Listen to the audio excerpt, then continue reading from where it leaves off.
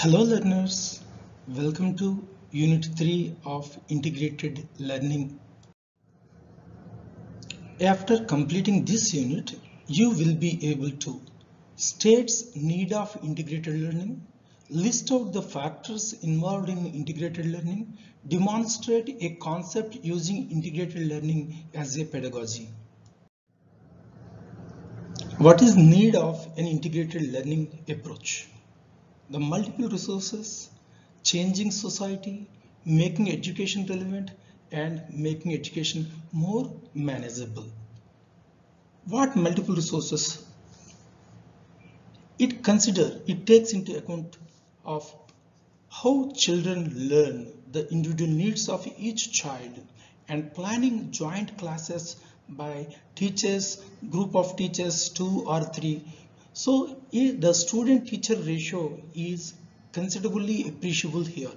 The changing society, when we are talking, fast changes in technology to compete in the world, the student emerges to face all the challenges, connections to day-to-day life.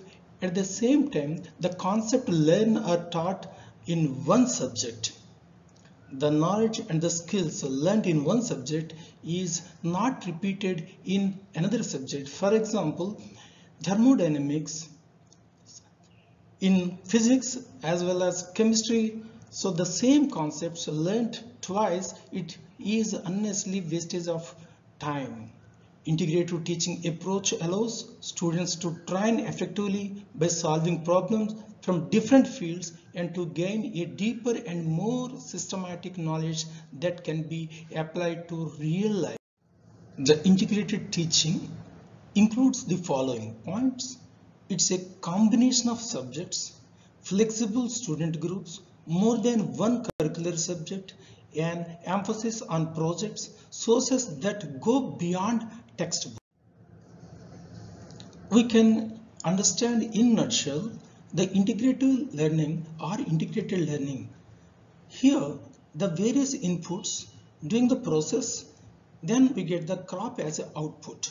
Similarly, the learning outcomes, desired learning outcomes from a specified group, we need certain process called teaching learning process, and we have to adopt this integrated learning process by giving the knowledge and skills of various subjects.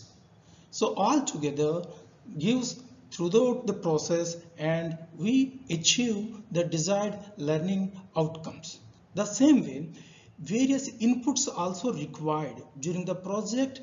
The learning situation makes to interact with the local communities and various departments.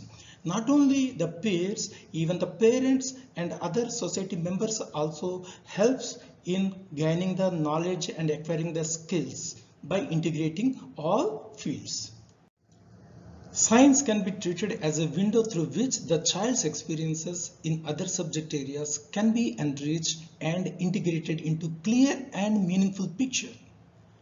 For example, in order to effectively study any country or people or climatic or geographic structure, we must integrate social science with science. Second example here, integration of science and mathematics. It is a natural collaboration. From measurements to calculations, maths is used in science in most areas. The third example, colors and mixtures, glass paints, etc. in art education is collaborated with the science. In class 7th, we can do integration among science, mathematics and physical education.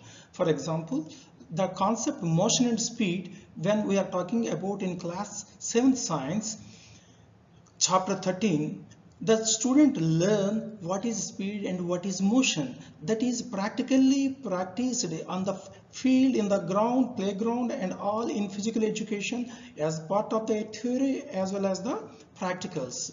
In the class, the same in mathematics, the data operations or simplification, the calculations, that is nothing but comparing quantities. Unit 7, they calculate, they measure and simplify various numericals based on the speed. So here the same concept of speed and motion in 3 different subjects can be integrated so that the students have a holistic developmental area. The knowledge and skills gained in health and physical education is applied in the science topic of motion and speed. In the mathematics, they easily solve numericals and gain the ability to adapt in real life situation. Thank you. It ends Unit 3 of Integrated Learning.